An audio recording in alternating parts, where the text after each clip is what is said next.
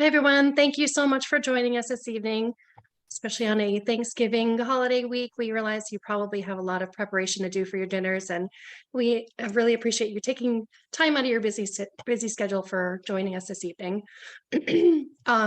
So I just wanted to sort of give a little introduction here. My name is Jen White, and for those who have not met me, I am the co-founder of New Hampshire for Safe Technology, along with Deb Hodgson and Lori Schreier. So we are doing the series of education for the safety on wireless technology, along with Cece Doucette, who is from Massachusetts for Safe Technology. So we've partnered together to offer these series of education events just to sort of get the word out to folks about the dangers involved with wireless technology and also alternatives that are available and safer to use. So here we are. So just a little background, the reason why I'm here is that I am electromagnetic hypersensitive, and that's basically a term that means over the years of continued wireless use, my body literally feels when there's Wi-Fi on in the house, or if I have a cell phone in my hand, I literally feel it. I'm sort of the canary in the coal mine, if you will.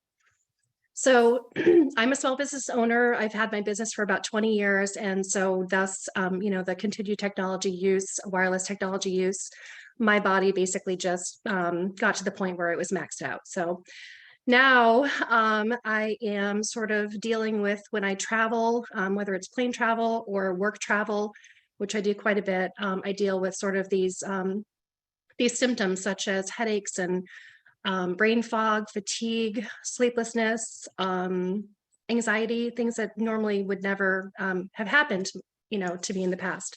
I'm not an anxious person.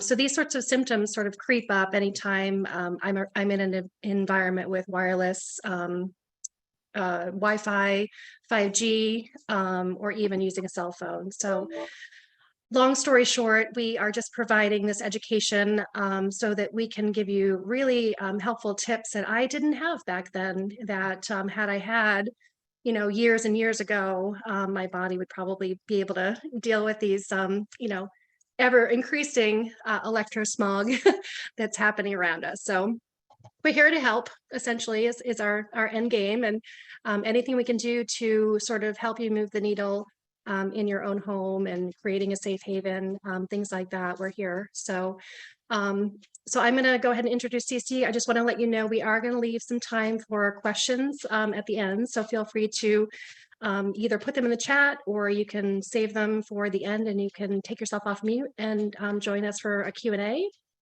Also, we're recording this session as well, and we will be sending out the slides as well as the recording afterwards. And we do encourage you to share that far and wide with your family, with really anyone that wants to learn more on this subject. And again, we're here for you for questions and all of that as follow-up. So we will give you all the information how to reach out to us afterwards as well. So give me one moment here. So I'm going to introduce Cece. She's our wonderful co-host this evening.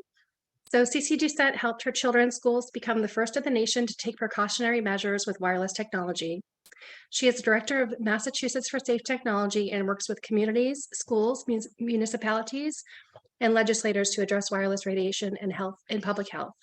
She is also the Education Services Director with the international nonprofit Wireless Education, which offers affordable 30-minute online training for schools and families. Cece was honored to co-chair the technology panel for the Health and Buildings Roundtable Conference at the National Institute of Health, and to present state and local policy at the International EMF Medical Conference. She has been featured on Genius of Wellness, Boston 25 News, PBS, O'Dwyer's, EMF Warriors, and in the films Generation Zapped and Wi-Fi Refugees. And I highly recommend the Generation Zapped for those of you that are really sort of taking dipping your toe in this subject and just learning a little bit. That documentary is full of information that sort of gives you that aha moment. So I'm going to pass the mic over to Cece, our lovely co-host this evening. She is just a wealth of knowledge, and I'm sure that you will take a lot away from this education session. So again, thank you for joining us. Thank you so much, Cece, for being here, and I'm going to pass it over to you. Of course, Jen, thank you so much. And it's such an honor to be here with everybody tonight.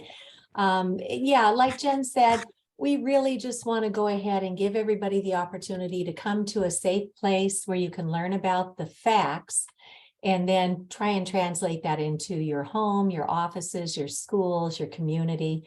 And when we have action items, we'll send things out to you to make it easy for you to just lend your voice to activities that are happening around the state, so that, or your state or mine, so that we can all use our voices together, because without that, nothing seems to change. But as we'll show you, I'm going to do a screen share and bring up a set of slides that I have. And as Jen mentioned, we will go ahead and send you my slides when we send the video out. Hang on, it just takes a second to get us fired up here.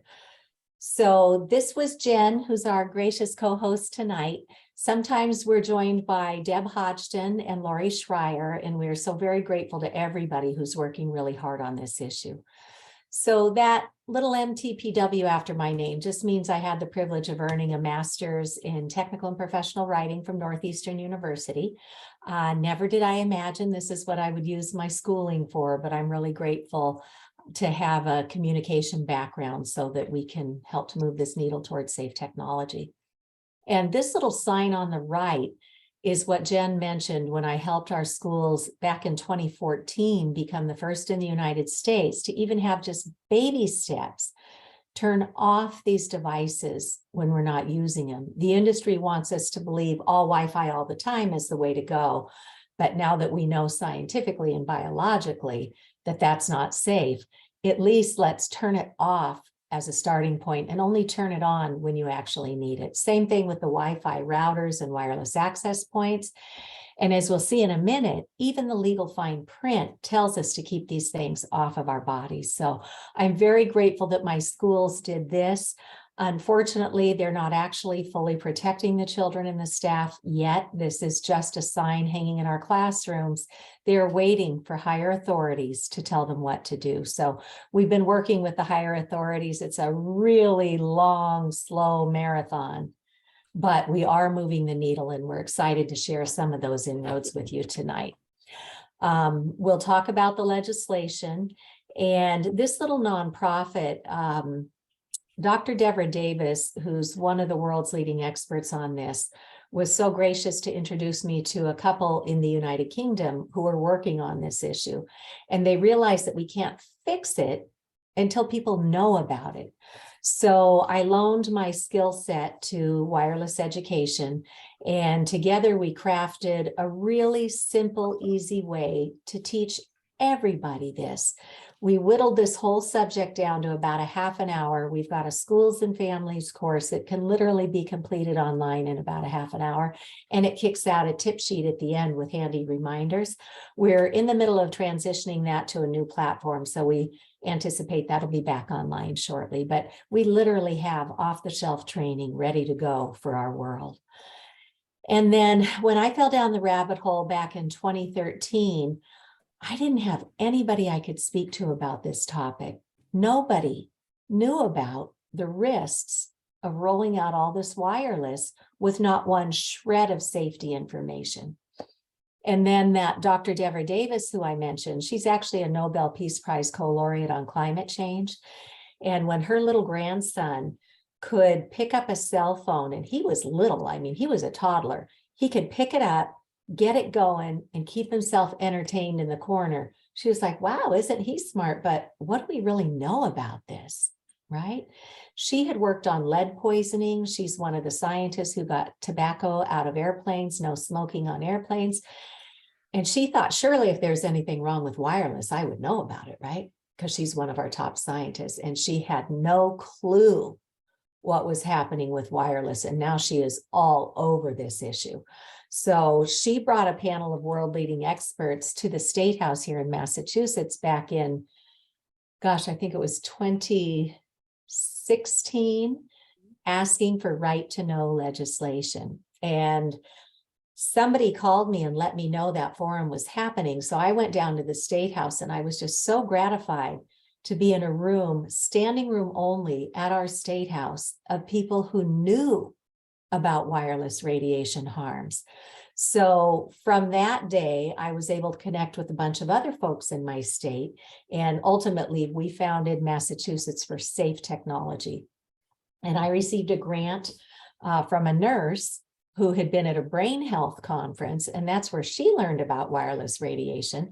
And she gave us a grant to build our website at Massachusetts for Safe Technology. So we share this with all the other states out there as well, because we've got the science listed. We show what we've been doing at the state level in Massachusetts. So everybody from all over is welcome to go out and see the resources that we have here. And then, as Jen mentioned, somebody down at the National Institutes of Health found my work and asked if I would co-chair the technology panel for the Health and Buildings Roundtable Conference. And when we send out our slides, you'll have all of this. And I like to, and anything with these blue underlines is a link where you can drill down into the facts, because we don't want you just blindly taking our word on any of this. We want you to know this. So feel free to pound around.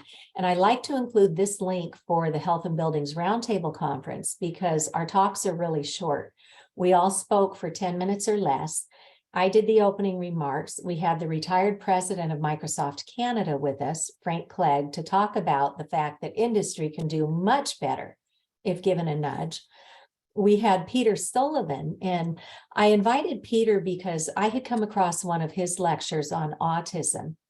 And he had been like a Top Gun fighter pilot. So he was up way away from the earth with all of the natural EMFs, gamma rays and stuff that are pretty high up there. But he also had the radar on his plane, and he also had all the instrumentation panel inside, pulsating, man-made microwave radio frequency radiation.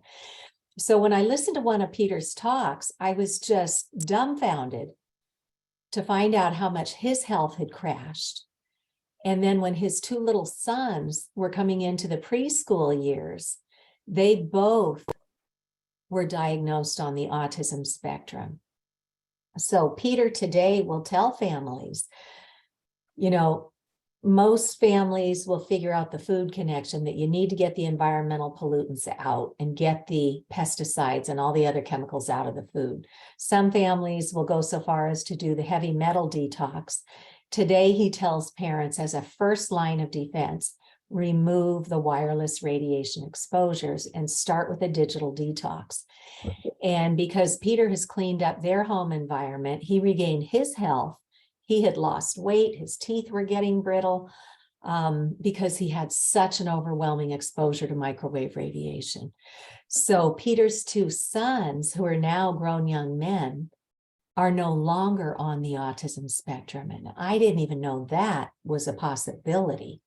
But apparently there's something called de novo mutations, which means it didn't come from mom's genes, it didn't come from dad's genes. It came from somewhere in the environment. So we don't ever want to overpromise or make you think that one solution is going to fit all, because it won't, because everyone's body is biologically different.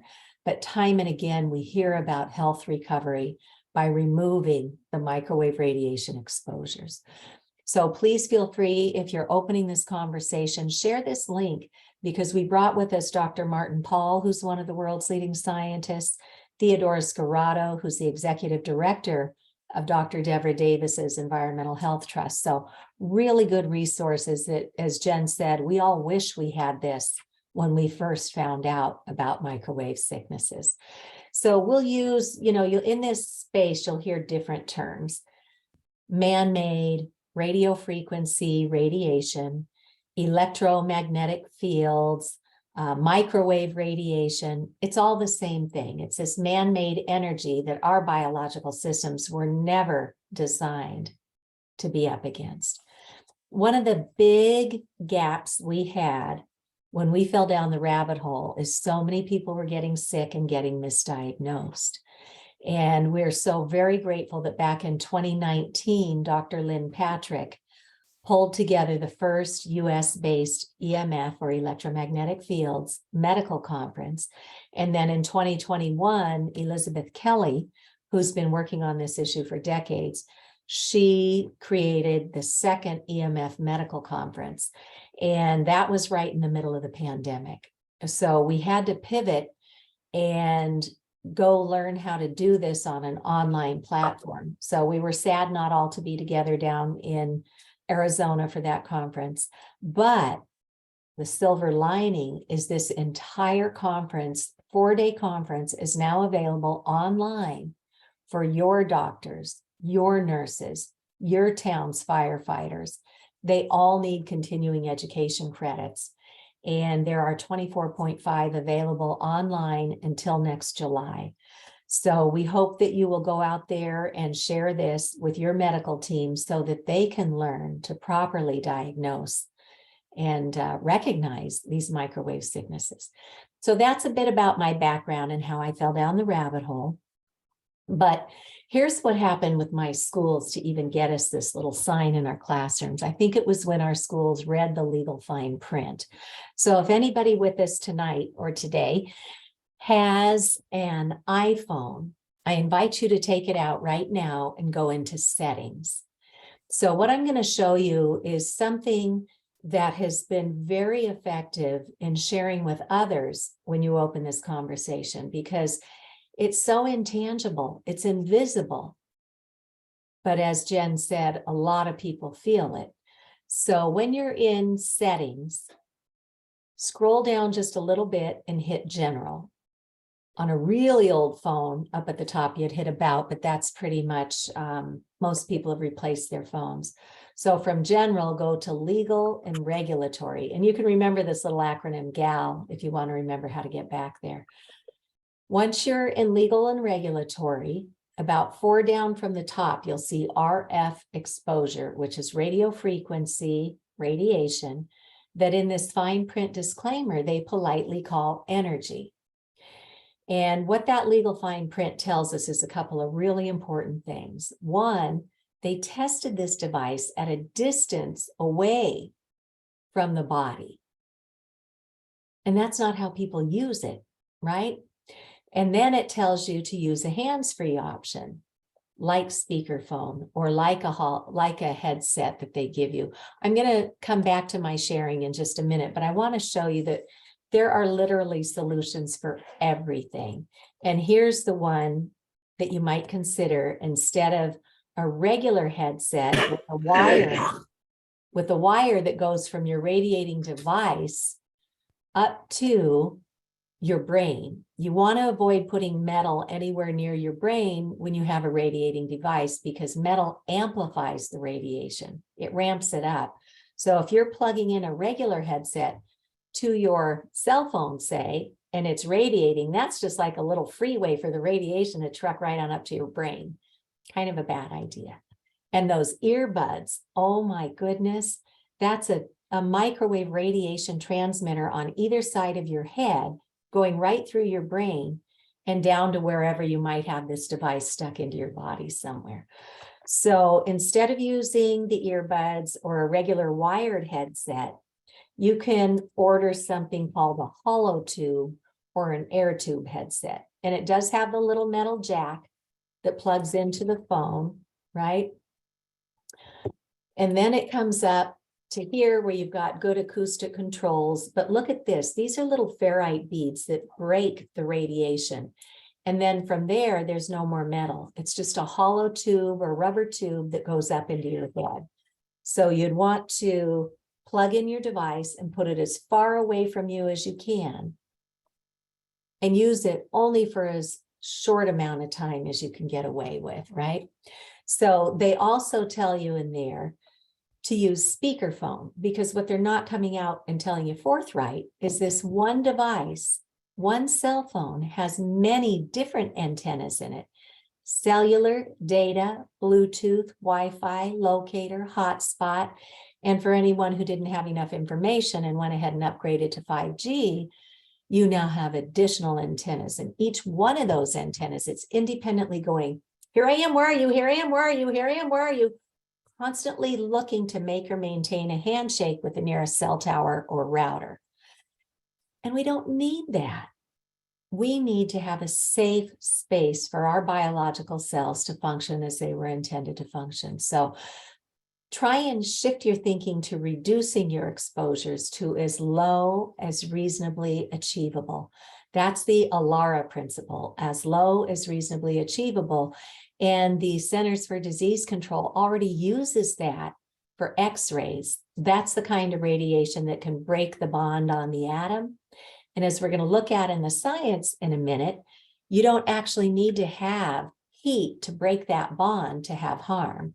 We're going to talk about non-thermal effects too. But I want to give you, since this is invisible, I want to give you a demonstration with this cool little device that's a scientific device. It's called the Safe and Sound Pro 2 Broadband Radio Frequency Meter. So we see in my house, well, you can't really see, but basically I am, my daughter's working in the basement and has to have her work phone on for a few minutes, but mostly we're in the green. And I am usually right here in the green at like 5 microwatts per square meter. So that means in a square, 3-foot square of air, how much radiation's in there? In the scientific literature, they want us to be at 10 or less, 10 microwatts per square meter. So now I'm going to turn on my cell phone, and I keep it in airplane mode as a rule because I don't want to radiate myself or anybody around me. But watch what happens when I take it out of airplane mode and the antennas are transmitting. We are off the charts now on the extreme level of microwave radiation, and I'm not even doing anything. This is just the signal going back and forth to the cell tower. And you see it jumping around. It's a spiked erratic pulse. And although we can't feel this, some of us can. And our cells certainly know about it. Oh, I'm going to go back into airplane mode. And you'll see that it pretty rapidly drops off from the extreme and brings me back down to the safe green level. So remember, the science wants us to be at 10 or less. That one phone put me at 1,310,000 microwatts per square meter. So just imagine what we're doing in our homes unwittingly with all sorts of wireless gadgets that they're talking us into for 5G and the Internet of Things. Imagine what it must be like for children in schools to have all this radiation coming at them all the time. So Jen, can you give me a nod if you can see my screen? Okay. So that's what the fine print has told us all along, is to keep these things away from us. And who would ever know to dig 5 layers down into your device for that? Our friends at Environmental Health Trust also have this website where you can go out and see the fine print on other devices. This one, for example, from the iPads, talks about seizures and blackouts and eye strain. And that is not something that any child should be up against in school. All right. So when we have these problems, my brain goes right to solutions.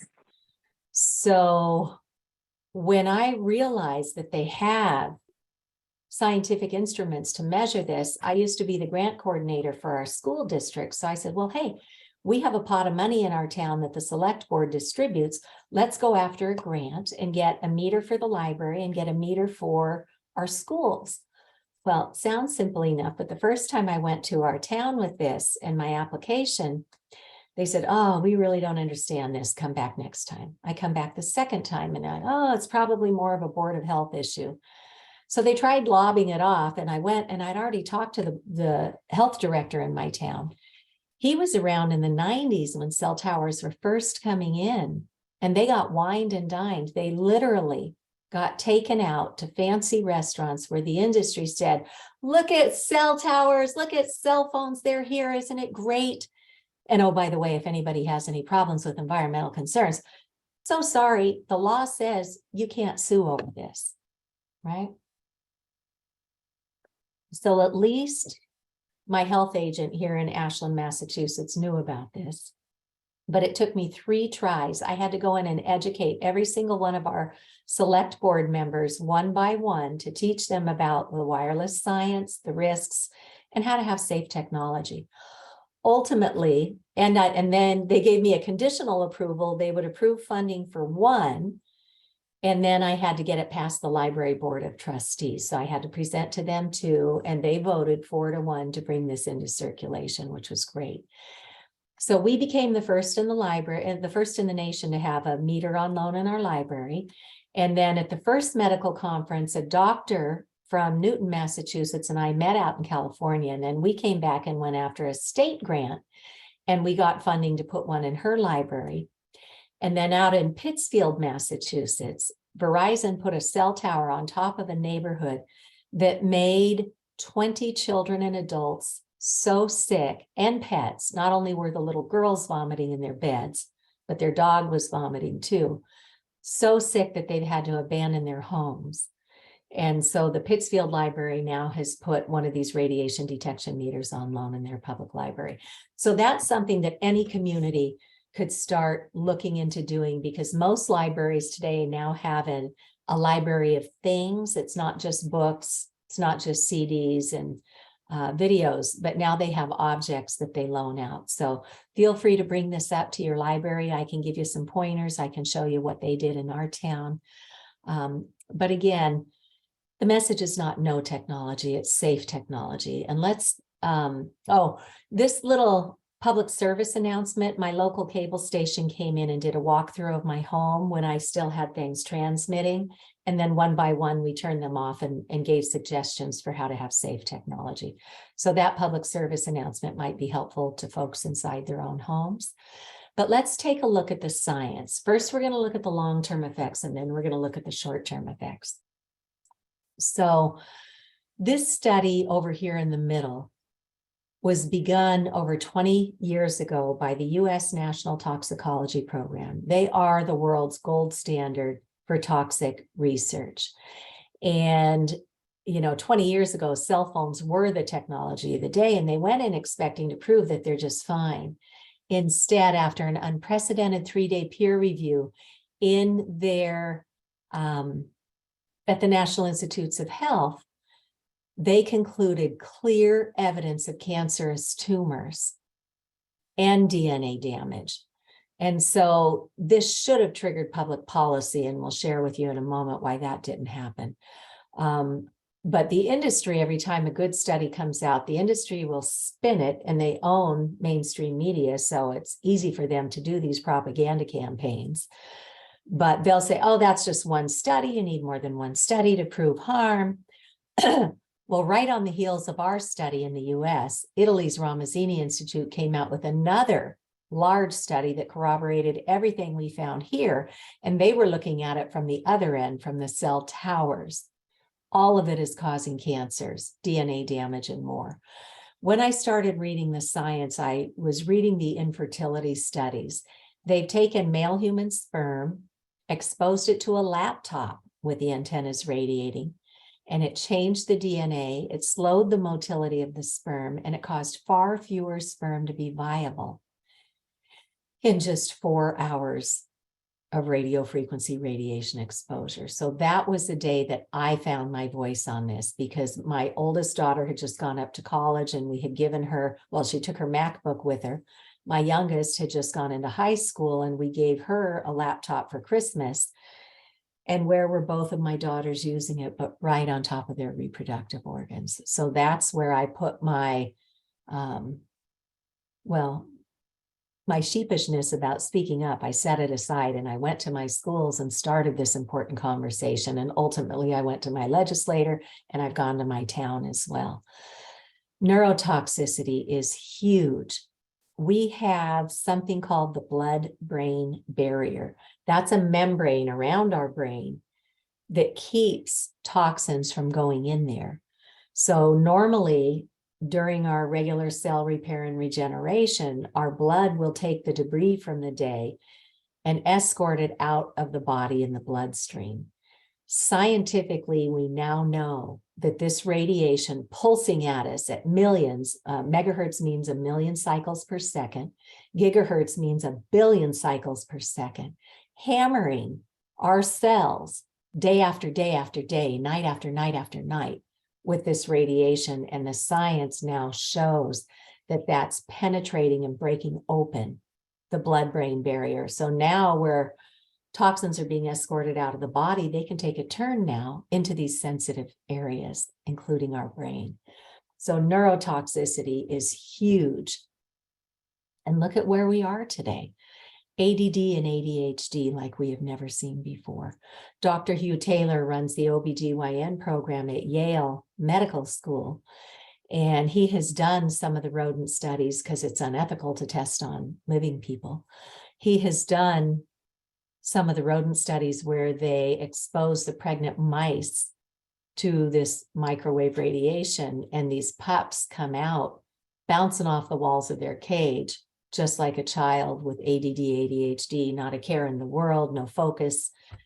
Dr. Martha Herbert, who founded the Autism Lab at Massachusetts General Hospital, sees huge connections between these environmental exposures, including wireless radiation, and what she sees in the families in her care. Alzheimer's, Dr. Martin Pall came out with a new paper this year. He's assessed all the studies that have been done on Alzheimer's, and it used to be it would take 25 years or so to materialize, kind of like cancers. So maybe in your 70s or 80s, people would be getting diagnosed with Alzheimer's. Now, because of all these environmental pollutants that we keep allowing, we are seeing Alzheimer's in 60-year-olds, 50-year-olds, 40-year-olds, 30-year-olds, and even in some rare cases, Alzheimer's diagnoses in 20-year-olds. So, as I mentioned, mainstream media is owned by these big corporations, and so they control the content, so we don't hear about it very often in mainstream media. We are so grateful to other organizations who are doing their due diligence on this, and one of them is the Environmental Working Group.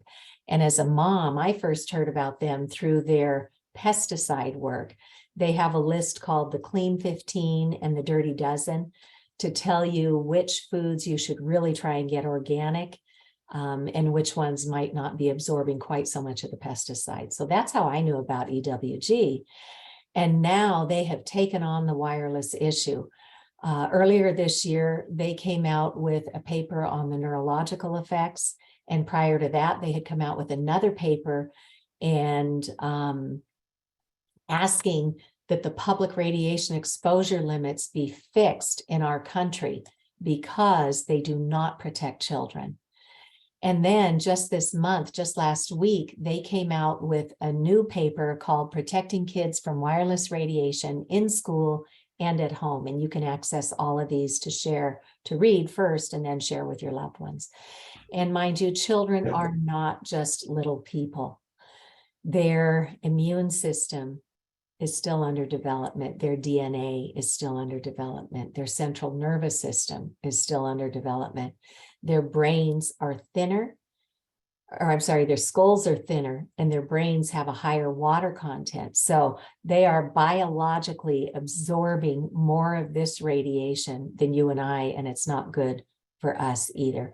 With great thanks to Dr. Om Gandhi, one of the scientists, he's done the modeling here. These are heads turned sideways and the little yellow dot is the ear. So when you put a cell phone up to the ear of an adult, it's penetrating your brain and mine about 1/3 of the way through.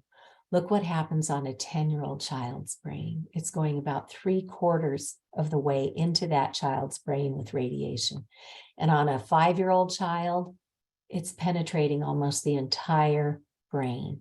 So please never again hand a child an active device.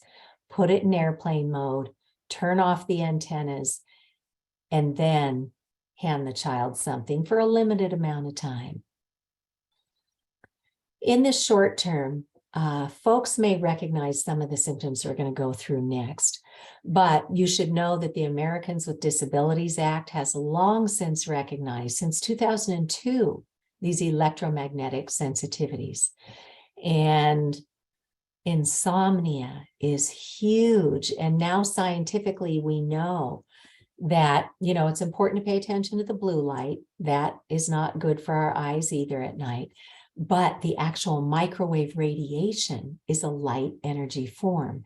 And what the science is teaching us is that in the wee hours of darkness, as part of our circadian rhythm, which operates based on natural light, the brain sees this man-made light energy form as the lights are on. So the pineal gland in the brain doesn't properly release melatonin, and melatonin would normally, in the wee hours of darkness, go in and regulate our sleep cycle and help to escort the toxins of the day out of the body. The brain thinks the lights are on, and now we've dysregulated our own body's biological mechanism for sleep and for cell repair and cleanup. Headaches, stabbing, searing headaches, migraines that doctors can't figure out, nosebleeds, ear bleeds, chronic fatigue, pain from unidentified sources, skin, heating, flushing, rashes, tingling, heartbeats that go too fast or too slow based on your own body's proclivity. Cognitive impairment, as we age, our cognitive abilities gradually begin to decline, but we're seeing cognitive impairment in kids today and adults of all ages. Anger and behavior issues. At that EMF medical conference, it was really, really heartrending to hear these doctors saying that we can expect more anger outbursts. We can expect more of these societal horrific, maybe mass shootings and stuff, because we are physiologically changing the gray matter and the white matter of the brain. In fact, out in California back before 2004, Santa Barbara firefighters went to go to respond to an emergency in their community. They couldn't remember how to properly suit up and get on their engines. Once they got that together and went to go respond, they couldn't remember where they were going. Once they finally got there, they couldn't remember how to properly administer their emergency protocols. And the telecom industry had put a cell tower right in front of their fire station to reach a multi-lane highway behind their fire station. So these firefighters are living in the firehouse, sleeping in there. And one by one, this started taking down their brains. And so a medical journalist paired with a medical doctor, and they did the functional MRIs on the firefighters' brains that showed, yes, indeed, this has changed their brains. As far back as 2004, the International Association of Firefighters put up a statement on their website that says, we do not consent to putting cell towers on or near our fire stations because we need to be on our toes. But, there's corruption at every level. I understand that the telecom industry has been very persuasive with certain firefighting authorities higher at the top of the house, offering free $1 million fire trucks if they'll just let them put these cell towers up. So, so if we don't remove these exposures, we can expect to see these psychological impacts as well as the biological impacts. Anxiety and depression we are up against like never before. The good news, folks, though, is once we learn about this and we decide to pluck up the courage to go against the tide that we've been pushed into and start taking back our right to choose how we want to access technology. The message is not no technology, it's safe technology. And we're here today to teach you how to do that. So it's not just you and I. It's every biological cell on the planet that is impacted by this. And I'll quickly go through some of the highlights here, but there are great resources for you to tap into at this link. All of our pollinators and birds have a symbiotic relationship with the Earth's electromagnetic field.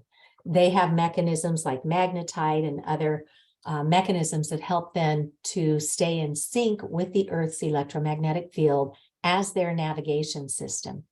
What happens when we introduce this huge layer of electrosmog? Well, guess what? They can't find their way back to the hives. They can't find their way back to their nests, or the signals are so powerful that it outright takes them out from the air down to the ground. Energy consumption. For those working on climate change, you should know that there was a Greenpeace analyst in 2012, a full decade ago, who said at that point, if the cloud were a country, it would be the 5th largest consumer of energy in the world. And look at how much more we have allowed to come in the last 10 years. So, and the humanitarian toll with the mineral extractions that go on in the Congo and elsewhere are just horrific. The data warehouses, the networks, and every one of our personal devices is constantly using energy unless we make different choices. The industry is pushing streaming because the telecom industry is now buying up the entertainment industry. Every time you send and receive, every time you charge and recharge all your stuff, you're consuming energy. And all those apps that they keep telling us are going to be the greatest thing since sliced bread. And so we didn't know any better. So we just put them on all of our devices. Well, they're in the background using energy to continuously do updates. So once we know, we can say, okay, we want to get to Alara as low as reasonably achievable. So turn off everything, remove everything that you don't actually use. So for me, after I began investigating the science, I'm like, well, surely somebody somewhere has to have our backs on this. And it wasn't until 2015 when Harvard's Law School Center for Ethics put out this amazing free online report called Captured Agency: How the Federal Communications Commission is Dominated by the Industries it Presumably Regulates. And that's my missing piece. I was like, oh, look at this. It's a revolving door between our federal agencies and the wireless industry. So nobody in DC has our backs on this. And remember that $30 million study that concluded from our own government National Toxicology Program, clear evidence of cancer and DNA damage. That should have triggered public policy, but the guy who's in charge of radiation at the FDA today, the FDA commissioned that study 20 years ago. But of course, everybody is long since retired or passed away. The gentleman who's in charge of the radiation area at the FDA today, his name is Dr. Jeffrey Shuren, and he should have taken the findings of our studies and converted that to public policy. And instead he said, oh, we don't believe that. And he told the FCC to keep doing what they're doing. And one might ask, what would ever possess Dr. Shuren to do that? And if you look just a little bit into his background, he's married to a woman who's a partner in a law firm that represents, guess who?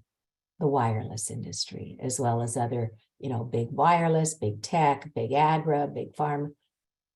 So the corruption is just rampant, and sadly, all the way up to the World Health Organization. And this is one of the first things I see people do is say, well, I never heard about wireless being a problem. Let me see what the WHO says. So they'll go to the World Health Organization and they'll type in wireless or radio frequency radiation. And you know what? The first things that pop up are some really old stuff that basically says, it's inconclusive. Keep doing what you're doing, basically. How would they know to look further to see that once those animal studies were completed, the World Health Organization has relaunched their investigation into wireless radiation? Who would know that back in 2011, they already had classified this as a group 2B possible human carcinogen in the same category as lead, thalidomide, and a whole host of other horrible chemicals. But there's two groups at the World Health Organization. One of them is run by industry. The other is the independent, highly qualified scientists who are trying to get the right word out to the public. But if you didn't know this, you would just go look at the WHO and go, no problem here. So we are happy to provide you with the true resources so you can do your own investigation. So that's all the bad news. Let's start focusing on the good news and what we can do to have safe, effective, highly efficient, and far superior technology than anything wireless will ever deliver. You get convenience with wireless, but that's about it, right? It's not worth risking your health or those around you, including our pollinators. So 3 steps to get to safe technology. Step 1, hardwire. All that means is get a cable back, right? If you flip your router around, you'll see it has Ethernet ports in it. Just get a big long cable and run it to wherever you use your technology, mostly inside your home or your office. Most people have multiple devices today, so just get like a little extension cord. This is called an Ethernet switch. It's like an extension cord for electronics. And then you plug in the main Ethernet cable from your router to here. And then you just get little cables and adapters for every one of your devices. And right here, you're already getting a better signal than you would with wireless, because every one of these little ports on here directly connects you to the internet.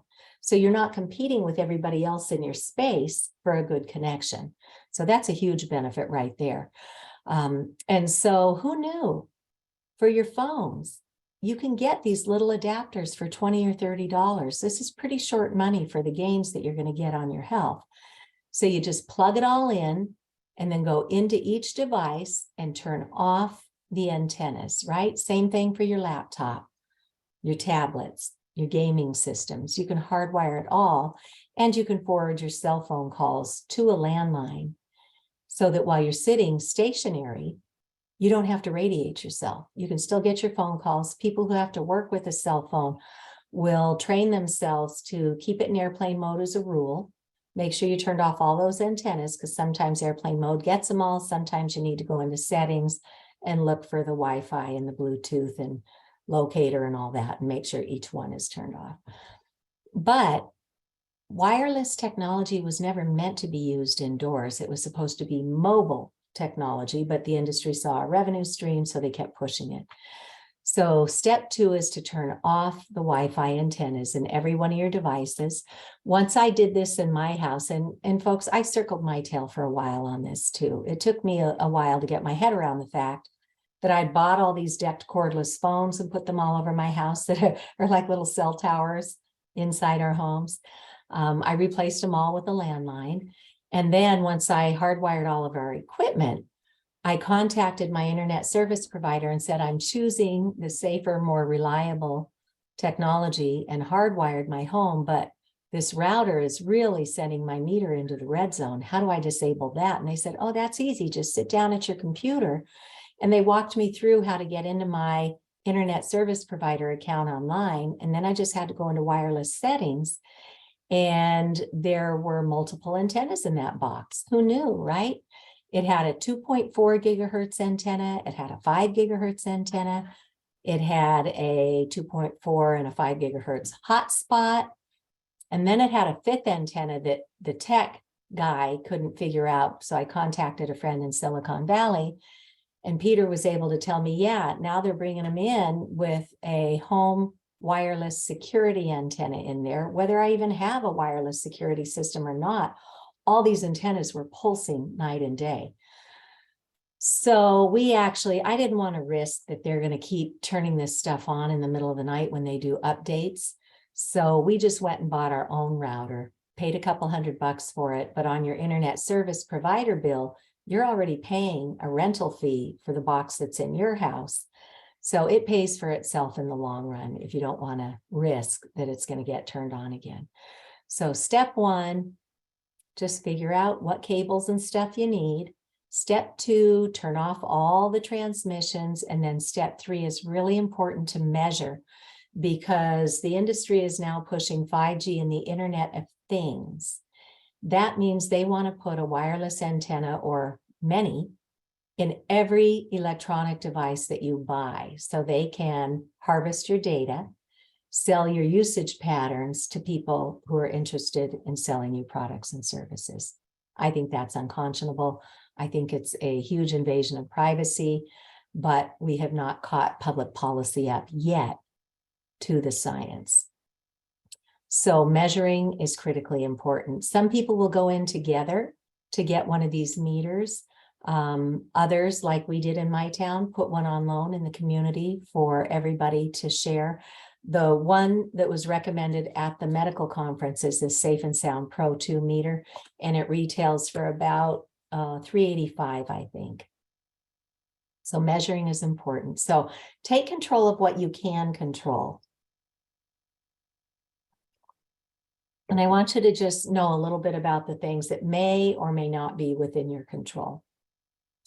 Utility smart meters. So when I was a little kid, playing hide and seek out in the yard, I would duck into the bushes and just keep myself occupied till I got to come out by watching the little dials go around on the utility meter for electric or water, gas, solar, propane, whatever. Those were analog meters that would last for 40 or 50 years, and they just capture how much of that particular utility you're using every month. And somebody would walk the neighborhood and take your reading, and that's how you got your bill. Then the industry came in and started talking our towns into swapping out the analog meters for digital meters. So any meter on your house that has an FCC identification number, that's your clue that this is now transmitting microwave radiation. And it pulses this continuously. The industry will tell you, oh no, it only goes for a few minutes a day or a few seconds. But that's over the course of the day. When I was testifying before the Department of Public Utilities here in Massachusetts, I created a little 3-minute video that's available. When I put that meter next to the wall where our electric meters are, I did the math and it was pulsing 17,000 times a day. So if you have somebody sleeping on the other side of the wall where these things are mounted, they may be exhibiting symptoms of microwave sickness. And if they're not today, they could tomorrow, because any toxin is cumulative with dose. Eventually, our bodies can't keep up with the cleanup and repair. Another issue is that these radio frequencies, like metal, right? They travel on metal, so the radiation can hop on the house wires or pipes and literally turn your whole home into a giant radio frequency antenna. There's far too many cases already documented of fires and explosions because they're not bringing in electricians to do these installations properly in most cases. They're just hiring guys off the street who need a quick buck and having them go swap out these meters. We talked about the data harvesting, and at the medical conference, they were indicating that these smart meters are often a triggering event for sudden onset microwave sicknesses. So take a look around your house, know what you've got, and then start talking to your town to see if you can get an opt-out and get the analog meters back. This is a big environmental justice issue. They will come into environmental justice, impoverished communities, roll out this toxic technology where people don't have the time. They're working 3 jobs just to keep a roof over the head and food on the table. They'll push these into these low-income communities and then say, hey, it worked here just like it did in Worcester, Massachusetts. Now we're going to roll it out across your state. And then, hey, look, New York. Hey, look, Rhode Island, Massachusetts. We did this here. So now let's roll it out in your state too, right? So the disinformation campaigns run far and wide. Jeremy Johnson is a Silicon Valley engineer. He's married to a woman who's a medical doctor. Jeremy and his wife both became very, very ill, and nothing in her training could help them understand why their health was crashing so quickly. It turns out a bank of these smart meters went in on their condo. And so Jeremy has done a really beautiful TEDx talk. You know, these are limited to like 15 minutes. That's another really great resource to share with people. So our personal devices, the smart meters. Now let's talk about cell towers. These are called macro cells up here, these big, long, tall antennas that come in many different shapes and stuff. Those started out in industrial parks far away from our homes and our schools. And then they started encroaching closer and closer. And they said, hey, if we can paint it the same color as your building or make it look like a fake tree, well, hey, that's aesthetically okay, right? So these are really, really toxic. And it's important to look at the non-industry funded science. When I started researching this, I got in way over my head. And then I couldn't remember where I had seen really good science that I wanted to share with other people or just go back and refresh myself on. So being a technical writer, I just created myself a simple research repository that I called Understanding EMFs, because I didn't understand electromagnetic fields. And so on my navigation panel, you'll see that I've got a lot of different pages, the science, how our military experts have known about this for decades, doubts. When people say, I don't think that's real, I don't think there's a problem, there's some credible information there. And then I talk about the cancers, the infertility, impact on children, Wi-Fi in schools, and on and on. So feel free to go pound around on this research repository. You can access it through the resources page at Massachusetts for Safe Technology. But here's what the studies are telling us. When you look at the epidemiological studies, which means what's really happening out there in society, when you look at the lab experiments for both what's happening in a petri dish and what's happening inside the living specimens of rodents and plants, there are many studies that say we should not have any of these cell towers within a quarter mile of where we live. And for highly sensitive groups like children, fetuses, pregnant women, the elderly, and anybody who already has a health condition, it should be at least a half a mile away. So the science is showing us that 500 meters, which is 1,640 feet, there's a slope that you can start looking at. The slope of death and neurological issues and other harms starts to come down at that 500 meter mark. It doesn't actually catch up to the general populace until double that at 1,000 meters or about 3,000 feet. So these things have no business being anywhere near where we spend our nights and our days in any quantity of time. So the science is there. It is conclusive. There's a website called antennasearch.com where you can pop in an address, and it will typically give you a 3-mile range and show you where the cell towers and all those antennas are, and you can drill down and see who owns them and where they're located. I put in the address of our state house here in Massachusetts in Boston. There were, so at the time I did this, there were so many, and this is the case in most of our big cities today. The industry has just shoved this toxic technology in. It could only give me a 1-mile return instead of the typical 3 miles. Within 1 mile of our state house, there are 70 cell towers and 1,184 of these big, powerful antennas pulsing this spiked erratic microwave radiation all day and night. This is what one of our environmental justice communities looks like, all these cell towers right around where people are living. It's unconscionable. And then they've monetized about all they can off of the longer wavelengths that carry our 3G, 4G, which G in this case just means generation. 3rd and 4th generation signals are longer waves. All that's left to monetize are these tiny little millimeter waves. And so the industry is spinning this up that for 5th generation technology, again, they're promising faster entertainment downloads, smart cities, super highways, but no, they are buying the entertainment industry. 5G is another revenue stream on many fronts for them. This does not replace the existing electrosmog from 3G, 4G, 2G, 1G. This is adding a whole new layer of electrosmog with these millimeter waves. And so because these little waves can carry a lot of data, but they can't go through objects like buildings or trees or snow. So you'll see the industry come in and just clear cut the trees so their signals can go by. And that's a really horrible idea for our communities.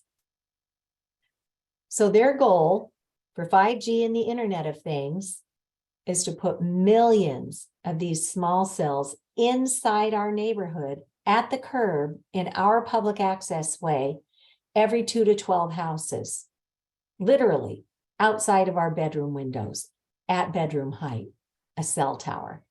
And that's what, these are some illustrations of what some of them look like. Sometimes they're hanging them on wires, sometimes they're putting them under manhole covers.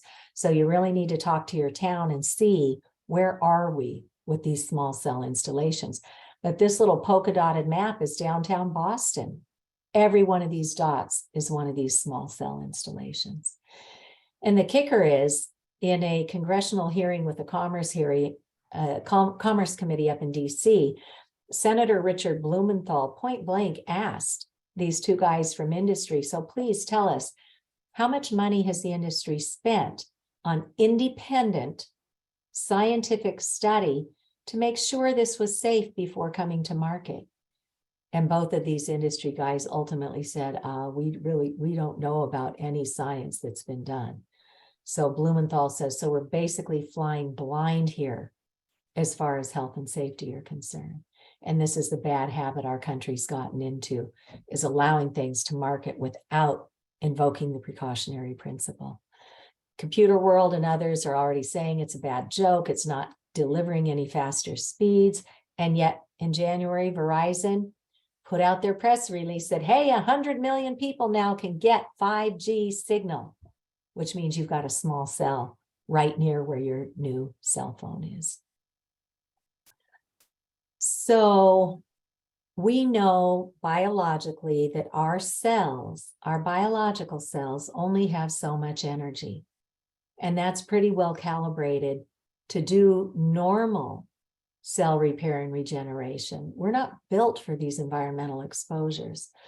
Dr. Beverly Rubik and Dr. Rob Brown came out with a paper during the pandemic to show evidence for a connection between COVID-19 and exposure to radiofrequency radiation from wireless communications, including 5G. We're not saying that 5G caused COVID.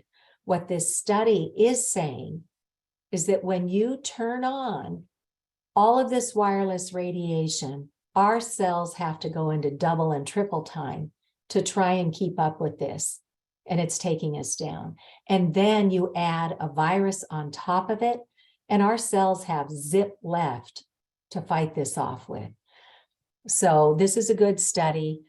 It's not a popular topic because people are saying, oh, you're fear mongering and stuff. No, it's common sense. If there's an environmental exposure that's compromising your system, remove the exposure and give your system a chance to catch up. So that is a really good paper that's been peer reviewed and published.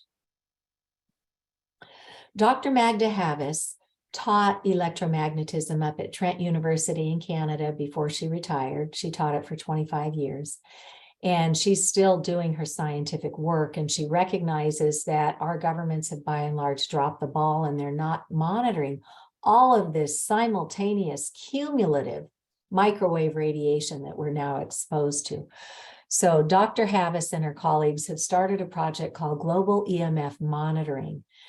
And they are inviting any citizen who wants to help out as a citizen scientist to purchase this meter. And if you do decide to help with her study, the gentleman who produces this meter is offering a discount. I mentioned that it retails for $385.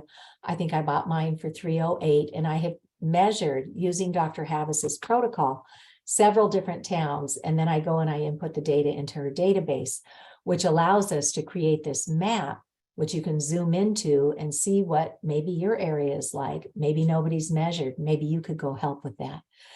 So in the scientific literature, there was a convention held in Salzburg where the scientists got together and said, look, we know there's no safe level of man-made radiofrequency radiation, but if we could get it down to less than 1,000 outdoors, so long as you're not staying underneath that exposure all day, and you had a clean space to go home to at night to cell repair while you sleep, even if we could get to 1,000 outdoors, we would be doing so much better.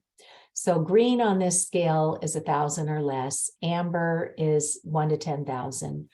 Red is 10 to 100,000, and blackout is over 100,000, right? So she nicknamed this project Brag, black, red, amber, green, brag. Can you brag about your town? So let's look at what some of this looks like. Again, we want to be under 1,000 microwatts. Westmoreland, New Hampshire Fire Department, thank you to the citizen who measured that. That came in the green at 417. In Keene, New Hampshire, we were getting into the 7,000s. Nashua, 14,000. Concord, we're in the red again at 66,000. And we took these measurements during the pandemic when there were very few people on the street and very few cars on the roads. So these measures, I'm sure, are low. Stratham, New Hampshire, where they fought it several times, but ultimately the industry got their way and they put up a cell tower right on the main strip in Stratham, New Hampshire, in the blackout zone at 108,000. And here in the north end of Boston, Hanover Street is a highly trafficked tourist area where we have these amazing Italian restaurants and bakeries. And we went and measured there, and what looks to be this pretty wrought iron light post is actually a small cell. These are radio frequency radiation transmitters in here. So you walk down Hanover Street where literally lines of people are in queue to try and get into these restaurants, standing under these cell towers. Then you look down the side streets, and instead of even putting the pretty ones up, they just threw up these ugly gray monopoles that are literally right outside of people's bedroom windows. So you need to talk to your towns and ask them, what protections do we have? And what applications are coming in? And are they putting these in? And if so, where? And you need to have that data so you can keep yourself safe. So Dr. Martin Luther King taught us when we have important changes in society, it comes through 3 channels. One, the public engages and learns about this and then ultimately uses their voice as a voting member of our society to change it. The courts catch up and rule and hold the guilty accountable.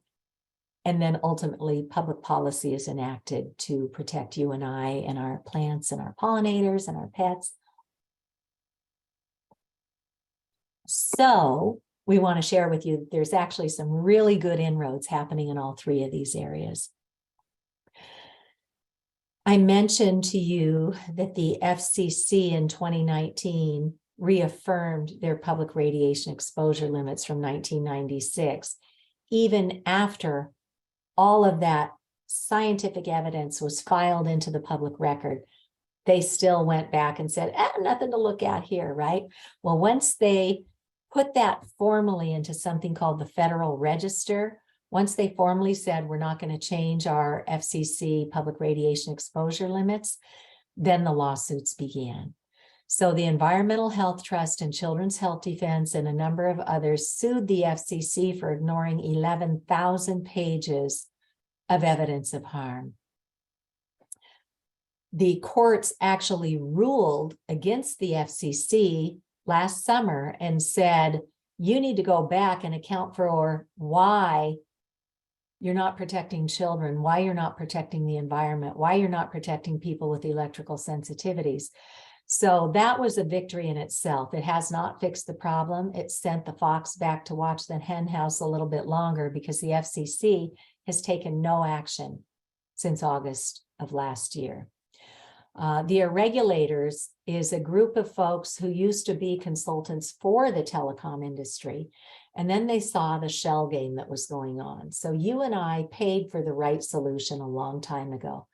That's to bring fiber optics, high speed, high quality, sustainable, future-proof, hardwired technology right to the building where we just pick up indoors, with our Ethernet cables and our adapters. We already paid to have that brought to the home or to the office or to the school. But what did they do? They took our money out of the hardwired bucket and they started putting into their wireless bucket so that we funded all of this toxic wireless technology. So the group of folks who figured that out call themselves the Irregulators, and they went after the FCC and they won.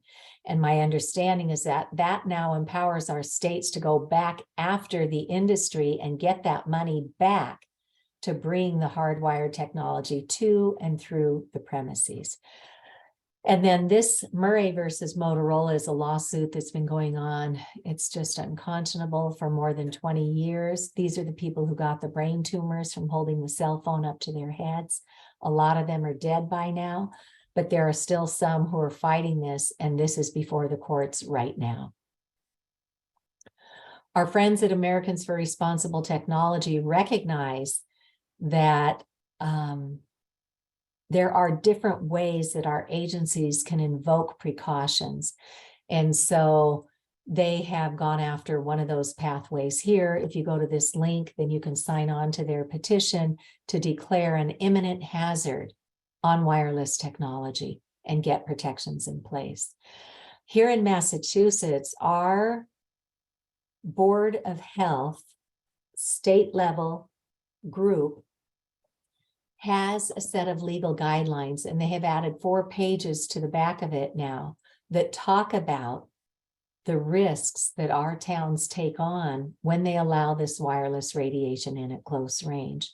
And so that was really useful information. I mentioned in Pittsfield where that cell tower was turned on top of the neighborhood, and they have literally been fighting this for 2 years plus.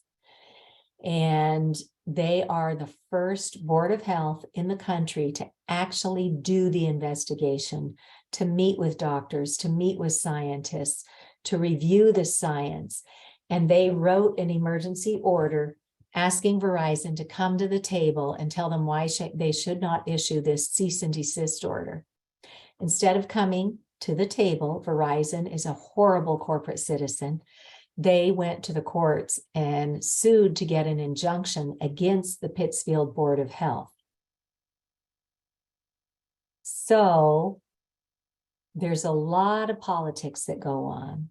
The mayor, the city council would not back their own Board of Health, which they said to look at this issue. They told the Board of Health to look at this issue.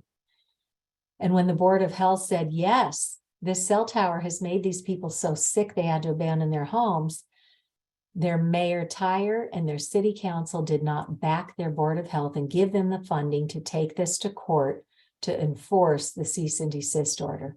So now there are additional lawsuits happening against the town of Pittsfield here in Massachusetts. But all these first in the nation things empower your towns to step up and take the next step off of what's already been done here.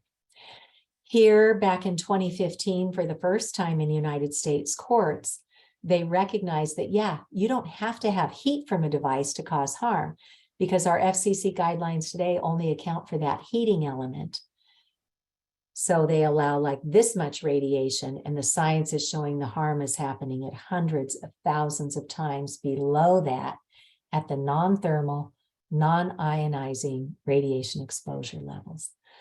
So other courts, the industry pushed in their 21st century classroom. They also had a lot to do with the core curriculum and the way the testing is done in our schools. They talked all of our schools into doing all the core curriculum testing, Common Core testing, using wireless devices. And when these schools fire up all these devices on test day, there are many who are getting sick, including teachers. And this one teacher got so sick, and her school promised her accommodations for a safe teaching and working environment, and then they reneged. And so they had a win in this court case, in that the courts upheld that the school needed to offer those accommodations. So now this poor teacher is out on permanent disability because she got so sick she can't go back into a building that has radiation in it. So there are lawsuits happening all over, but you won't hear about them in mainstream media because mainstream media is owned by the industry. So we provide you with the resources to go out and look at this. So educate the public, take it through the courts, and then do what you can to get public policy caught up. I mentioned that we have had legislation on the books here. We've had 20 bills this session. And I can't tell you what goes on in Massachusetts, but shame on us, because we have had bills here since 2015, and we have not told the public to use their technology safely. In New Hampshire, Deb Hodgson, who is one of the co-founders here for New Hampshire for Safe Technology, she got so sick that she was just heading toward her deathbed until she finally figured out it was the wireless in her own home. And when Representative Patrick Abrami came knocking to ask for the vote, she invited him in and told him everything that she had learned. And he was like, well, wait a minute. You know, he was an engineer. He'd only been taught you'd had to have that heat thing going on. Bless Representative Patrick Abrami. He went and looked. He read the science and had this major wow moment, like, wow, what are we doing? So every single one of our legislature representatives should be doing this deep dive on our behalf. So he drafted a bill with these very pointed questions. Why do Lloyd's of London, Swiss Re, AM Best, and others already recognize this as a world-leading risk? And they put exclusions in their policies so our towns, our schools are not covered for damages. That should get our towns on this because that's a huge financial risk. Why does that legal fine print even exist? Why is the FCC dropping the ball on these biological effects? And why do we allow 100 times more radiation than certain other countries do?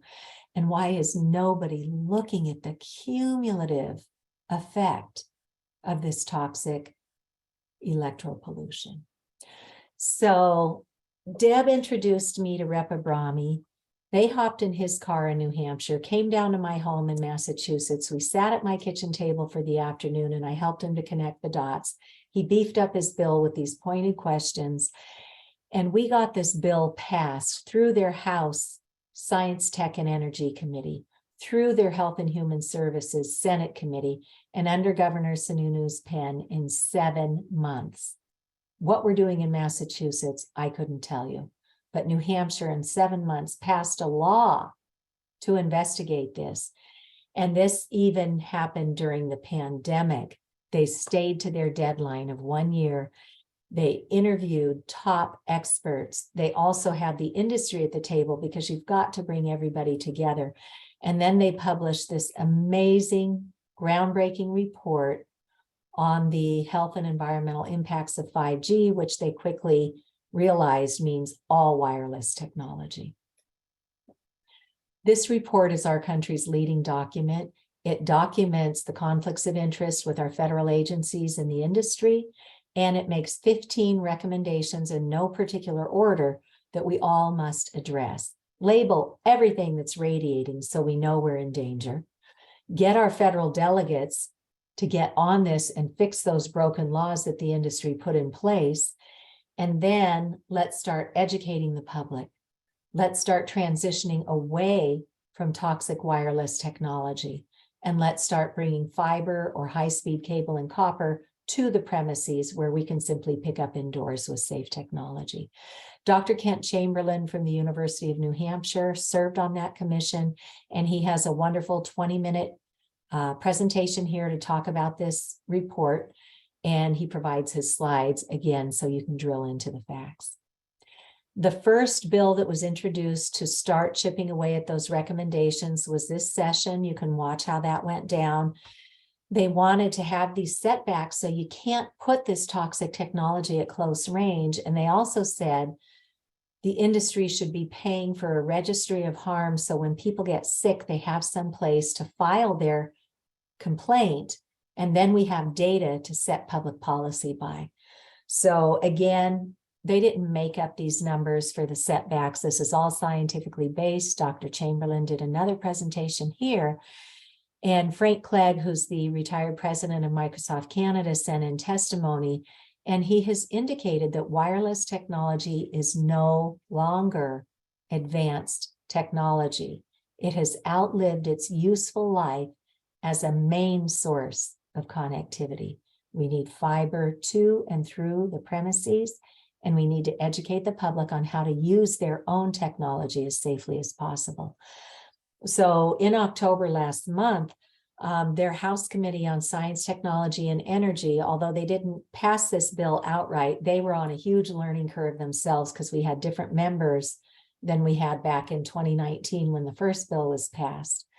But they did vote 15-3 that yes, there is something here. And yes, we need to educate the public. And yes, we need to give our municipalities the armor that they need to be able to write zoning code to protect the residents in their communities. So we are writing those bills right now. One of the things the industry does when they come into our towns and people say, we don't want a close range cell tower, the industry will come into our unsuspecting public servants and say, oh, those are just the NIMBYs, not in my backyard, right? Nobody else is talking about this. Well, that simply is not true. If you go to this link with our friends at Americans for Responsible Technology, you will see that there are over 150 groups all over the country already working on this issue. So if there's not one near you, they have a whole toolkit to get you started. And one of the things is watching that film that Jen highlighted, which is Generation Zapped. It's a really good way to open this conversation. But look at here in Massachusetts, we've got town after town after town that are making positive inroads to protect their municipalities. Okay. And then the city of Boston has filed formal documents with the FCC saying, we believe the public, we don't think we should have these things at close range. They joined towns all over the country to sue the FCC. They didn't win, but again, every lawsuit, whether you win or lose, it bumps you up closer to the ultimate victory because the next lawsuit can parlay and learn from what you did in your last one. So here in Burlington, Massachusetts, there's a good example of what they did for a small cell policy. And it has been rolled into this national example that you can access at Americans for Responsible Technology.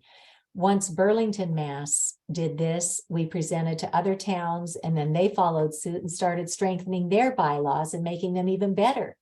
So towns are working on this, but they have no idea they're in jeopardy until we as citizens bring it to their attention.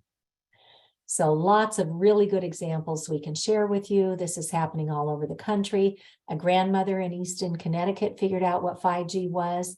Their town looked at this. They had a medical doctor on their board and they put a moratorium and said, until this is proven biologically safe by independent scientists, we're not allowing 5G in at close range. And then they just reaffirmed that ban this spring. Hawaii County put a resolve out that they don't want 5G at close range. And these kinds of actions are happening worldwide. You can come out here and look at what's happening all over the world. Schools. So, gosh. During the pandemic, thinking they were helping our children to continue the learning process, they issued every child a wireless tablet with not one shred of safety information. And we know busy parents allow their children excessive time because you can't do everything at once. And gosh, it is kind of a good babysitter, right? So those kids are being radiated like never before, in school, at home, in their school buses, in their cars, out on their playing fields. And look what Silicon Valley execs are doing. The New York Times did a 3-part series by journalist Nellie Bowles. And again, you can get to it through these links. Silicon Valley executives are banning screens from their children. They're sending their kids to schools with no technology, not hardwired, not wireless, no technology, because they know that's not how a child's brain properly develops. A child's brain properly develops through meaningful, full body interactions, all of our nonverbal cues with trusted adults, with their peers, with their natural environment. That's how a child properly develops. And in fact, they've gone so far in Silicon Valley to have their nannies sign contracts that there will be no screens around their children. So how do we get from where we are back to common sense? Our friends at Tech Safe Schools have launched a national program. You can reach out to them. They will send a letter to your local schools that talks about the health risks, the legal risks, and how to fix this. It's not rocket science to fix. Most of our schools are already 90% hardwired.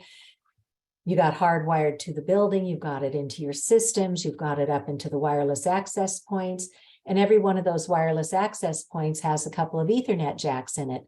Let's just start running the Ethernet cables from there and turning off the wireless systems.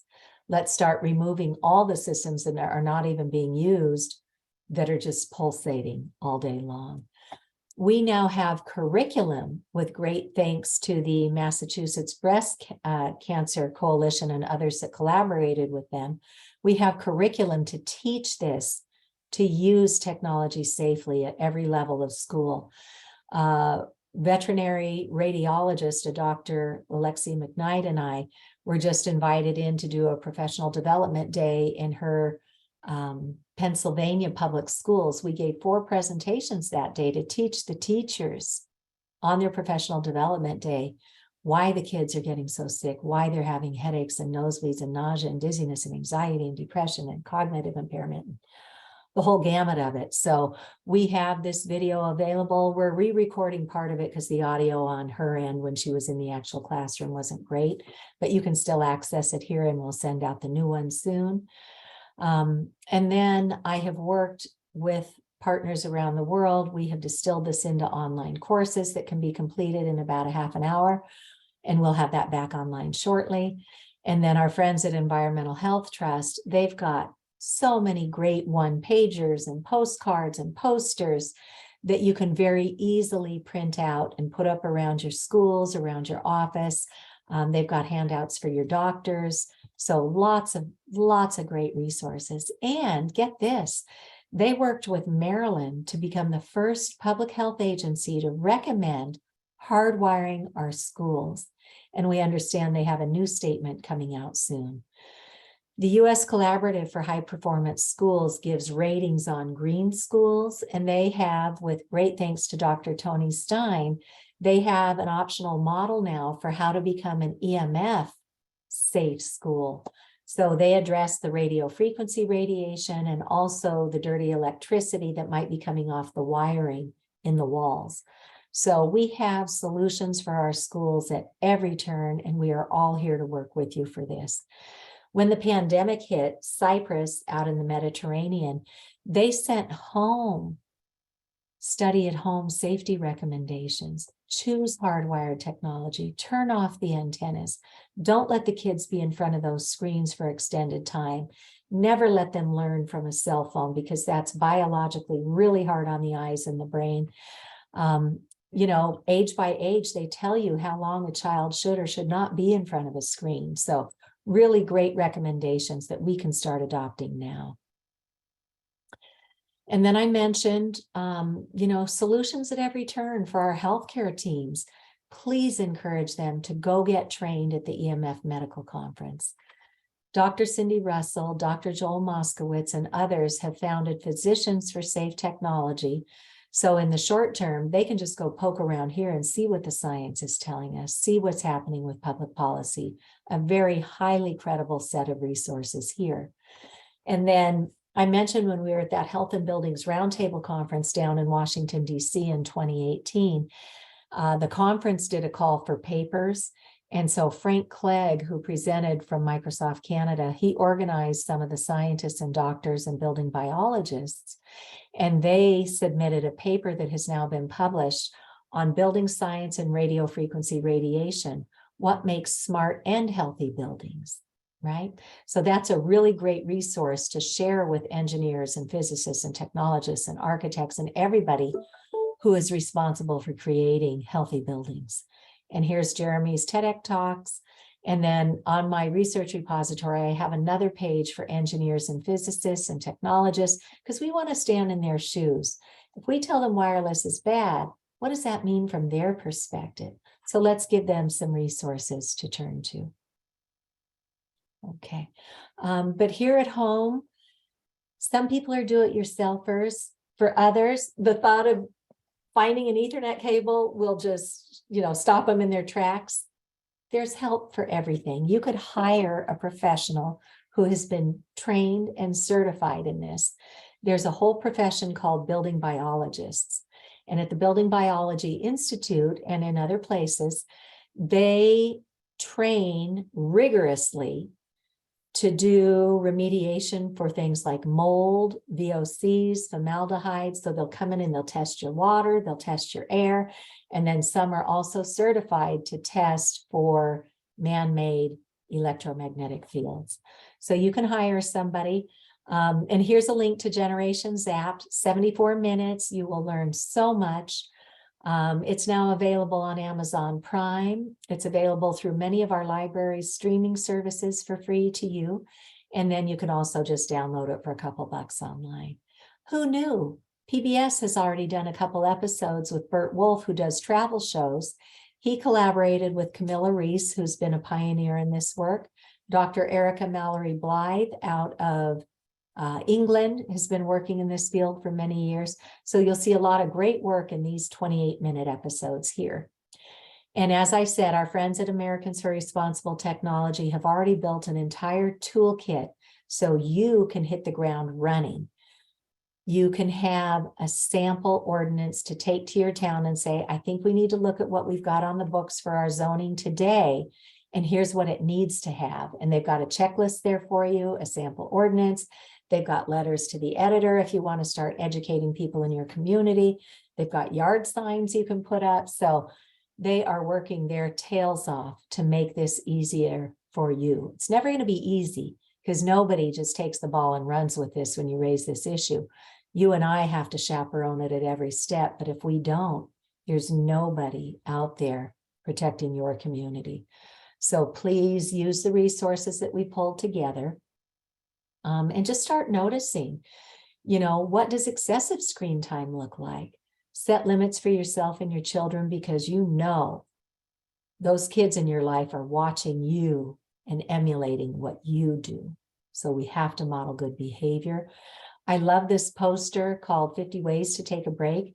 It's just a really thoughtful reminder of what we used to do before we fell down into our thumbs and our fingers, scrolling all the time.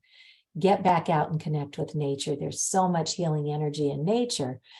And sing, learn an instrument, go hang out with a neighbor, go help a little old person up the street from you, go do writing, poetry, create a play. Get out, climb a tree, go tell a joke, just genuinely get back to connecting with others and with nature. And then early on in my journey, I had read a book called Grounding or Earthing, and it was teaching me the science behind every living being on the planet is meant to be physically connected to the earth because the earth provides us with electrons that go in and regulate our whole electrical system here. Now we find ourselves living off the ground, walking on rubber-soled shoes that block that electromagnetic benefit from the earth, and driving in cars with rubber sneakers on them that don't allow us to connect to that healing energy from the earth. So I read about this earthing thing, and I'm like, yeah, well, that's all well and good, but I live in the Northeast, and I can't go walking around barefoot 6 months out of the year here. Then, right as the pandemic hit, poor Dr. Laura Conover, she wrote this amazing book called The Earth Prescription. And she takes it through all 4 seasons and gives all these brilliant ideas and fun things to do to naturally ground without actually having to take off your shoes. So who knew, like if your dog or your cat is on the ground, the grass, the snow, whatever, and you're touching their less furry parts like the ears or the snout, you immediately ground to that healing energy through your pet. Same thing with the trees. You don't want to be hugging on the bark because that bark is insulating the energy inside the tree, but go to the higher water content parts, the leaves, the pine needles, and you are instantly grounded.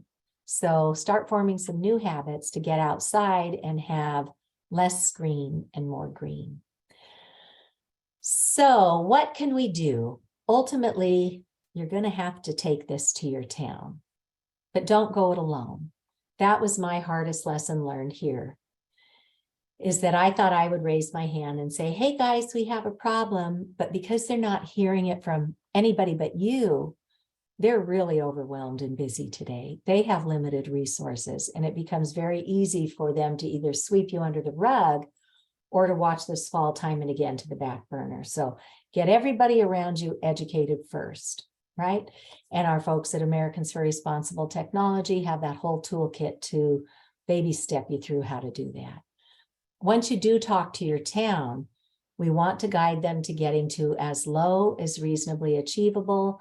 And here's that website with the CDC that already addresses this for ionizing radiation. And now we need to get the conflicts of interest out of the CDC and get them back to posting how to truly protect us and apply their ALARA principle to the non-ionizing, non-thermal radiation. But if you go here, it says to reduce your radiation exposure, here it is, reduce the amount of time you're exposed, create as much distance as you can. And if you can't get away from it, you better shield it. And all that applies to non-ionizing radiation too. So when they do their investigation, it's important that they look at the non-industry funded information. And I've gathered a lot of that. I've created a page for municipal leaders. They can go look at this and see what resonates. But critically important is we have to teach them to differentiate the industry's priority, where they want to put up as many cell towers as they can, versus the public's. And this is an excellent publication that's available free and online with Dr. Timothy Sheckley and a Washington, DC based policy group that teaches our towns more than a dozen reasons why we've been sold a bill of goods with wireless, and we better get on it and start bringing hardwired collaboratives into our region and into our towns to bring town-owned fiber optics to and through the premises. And then we're not beholden to the wireless industry if we do it for ourselves. There are a lot of towns who are doing that already. And always measure, not against the FCC guidelines, because they were never meant to protect us from biological effects, but measure against the scientifically based biological effects. And there are guidelines here to tell us what numbers we need to be aiming for. So next steps. Again, there is no safe level of man-made radio frequency radiation. So we don't want to give a false sense of security. If we still choose to use it, we are still at risk. And Dr. Linda Birnbaum she just retired, but she used to run the National Institutes for Environmental Health Sciences, and under her jurisdiction was the National Toxicology Program. In an interview recently, she said that there are still some really good people up at the federal level. But in order to empower them to do the right thing, it's going to have to push up from state and local efforts. So that's where we are. If we don't use our voices to educate and to move the needle to safe technology, we can't then empower the federal groups to do what they need to do. So education is the key to this, and we're doing everything we can think of to help make that transition for you. So here's our invitation for December. We've just set our dates for Tuesday, December 6th at 12 noon, and Thursday, December 15th at 6 p.m. Eastern. We always try to do one during the day and then one in the evening, so everybody can come who can. And if you can't, just register. And as you know, we will send out the video afterwards and the slides so you can look at this, and then share it with everybody you know. And then start thinking about, where am I and what might we do locally? We have done a number of townwide or multi-town presentations. I can be brought in. We can help coordinate that in your area. And then let's get our schools on the ball with this, because they're just used to being told what to do from higher ups, and the higher ups are often captured by industry. So we really need to empower our schools with the facts. And when they learn they have a legal risk, that's often what gets them on board with doing something about this. So start where you are. What networks are you a part of? What professional associations might you be a part of, or maybe you were a member of before you retired? Start there. They're always looking for speakers for their regional or national conferences, and we can be brought in to give a talk like this to educate and start there. But for today, you know, our towns, technology is here to stay, and our towns haven't caught up that they should have a tech-safe committee in every town now. They should know to offer as a first step an opt-out of these utility smart meters that the industry is trying to push in, and then ultimately just get those meters hardwired to the house and get rid of the radio frequency altogether. Transition to hardwired in our public spaces, and get those local bylaws fixed. And don't be afraid to bring in an attorney. Andrew Campanelli has more work on his plate than he can handle, but he was another industry insider who figured out what was going on. And now he represents towns and individuals. So reach out to him. He may know of others who are doing this if his plate is full today. But for today, what can you do to start reducing your exposures? First of all, just notice, do your gap analysis, start with baby steps. Above all else, protect your sleep and create a sleep sanctuary.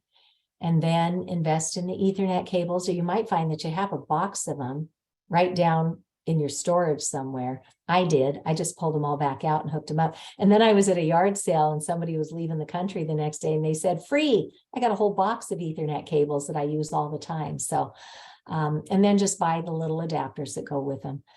Choose airplane mode as your default. Only come out of airplane mode and make sure you get all the antennas in your settings. And only turn on the one antenna that you need for as little amount of time as you actually need it. Go back into airplane mode and then check, set an alarm, anything on your phone, your clock, your alarm, your music, whatever you've downloaded is yours to enjoy in airplane mode. You don't need those signals going back and forth once it's on your device. And then our friends at Environmental Health Trust have tons of really attractive signs, postcards, checklists for how you can start addressing this and informing others. So thank you for sticking with us this long. We're now going to open this up for Q&A, and you can reach us through New Hampshire for Safe Technology. This is what their Facebook page looks like. You can email them at newhampshireforsafetechnology@gmail.com. You can go to my website, which is Massachusetts for Safe Technology, or you can email me directly at safetech@gmail.com. So I will stop our screen share now. And Jen, do we have any questions in the chat that people might want an answer to? We do. Let's see, Arnold had a comment that I'm going to try and decipher this. The DC's Court of Appeals, which is one level below the Supreme Court, ordered the FCC to update their standards for wireless safety in August of 2021, I think it was. Yeah. And so 1 year, it's been over a year and they've done nothing. So do you have a comment on that? I do. I believe there are other actions underway that aren't ready for prime time yet.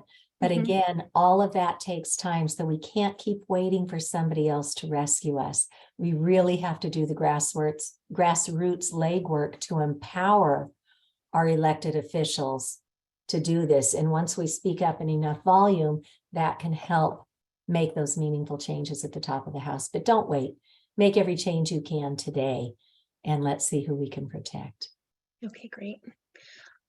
Vivian asked a couple of questions. I tried to answer these, but you may be able to touch upon them as well. They're looking for new housing and they're using antenna search as a guideline. I added, in addition to that, and Allison helped me with the link as well. Thank you, Allison, for Ookla, which is 5G. So that, obviously is tracking the 5G small cell rollout. And for those that are familiar with that, if you did sort of a before and after screenshot of, say, 2019 to where it is now, it's the densification of that has been really dizzying. They've done a really extreme rollout of 5G. So that's something to maybe just keep an eye on because it's ever changing. But those are two really great resources to have. Yeah. I don't know if you want to add on any. No, that's great. And when you're speaking with your towns or even, other people about this, when you can show them how many are installed, that's really eye-opening. I remember testifying at our state house here saying, look, within 1 mile of where you work every day, you are getting radiated by 70 cell towers and over 1,000 of these macro antennas. And now look at this graphic to show all these small cells that are showing up right at the curb. that can be game changing. So those are terrific resources. But yeah, as far as looking for housing, those are great resources. It's not always up to date. It's not always the whole picture. So you may need to reach out to the local towns that you're looking to move into and get with either their planning department or their zoning board of appeals or their town planner or their board of health and say, what applications do you guys have under review? Where are these going up? So that you don't wind up finding your dream home only to be chased away the next day by one of these things showing up overnight. And I might second that too. Once you do find that safe haven home, get involved at the town level to make sure that you're using these slides and finding ways to educate them, and also bringing public policy to your town so that you can protect yourself moving down the road. So yeah, that's the only way to do it, because if you don't have Yeah. a law on the books, the industry just comes in and says, oh, the FCC says you have to let us do it. It's like, nanny, nanny, boo, boo, we gotcha, right. right? You're screwed. You have to get Exactly. those zoning bylaws done.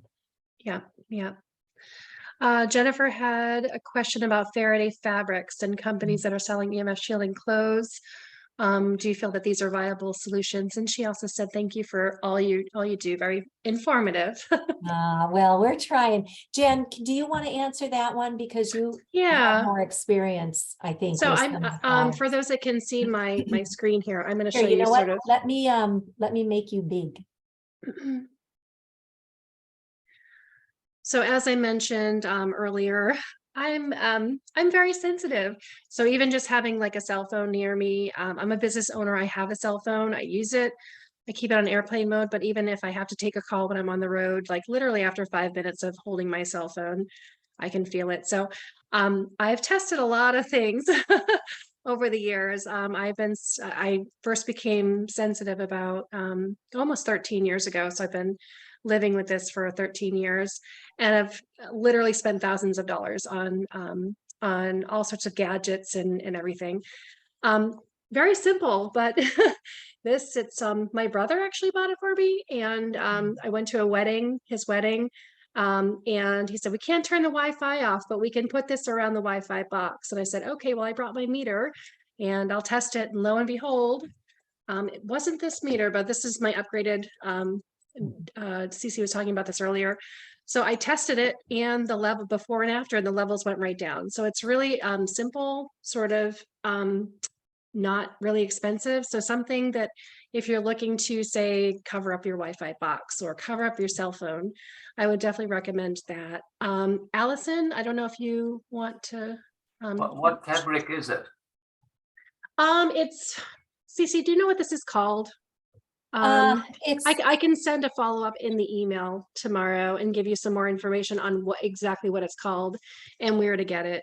I think it's just a like EMF shielding fabric, and you can buy it. It has metal in it. It has metal wires, so it creates a very fine screen. And when the radio frequency waves hit that, they bounce away. Yes, it looks like argon mesh. I put that in my hat. Yes. Yeah. The only thing I might caution is like Faraday cage sort of material. I know that that's really safe if you put that around your bed, but I would caution that if you have a cell phone, which obviously hopefully you're not bringing the cell phone into the canopy, but if you have any sort of electromagnetic frequency that's caught in there, it has nowhere to escape. So you're almost creating this sort of hot spot. So someone told me with this fabric, it's best to put it actually on the device versus on your person for whatever reason. So I would say just caution with that. I know a lot of folks have used, shielding hats and things like that and have had really great success, but I've heard really, really mixed reviews about those. So yeah, with any of the products, we hear that for one person, it seemed to really strengthen their biome or protect them. And just as many people say, oh my gosh, I used that. I had to like find the nearest garbage can and just toss it because it made me so sick. So it's trial and error.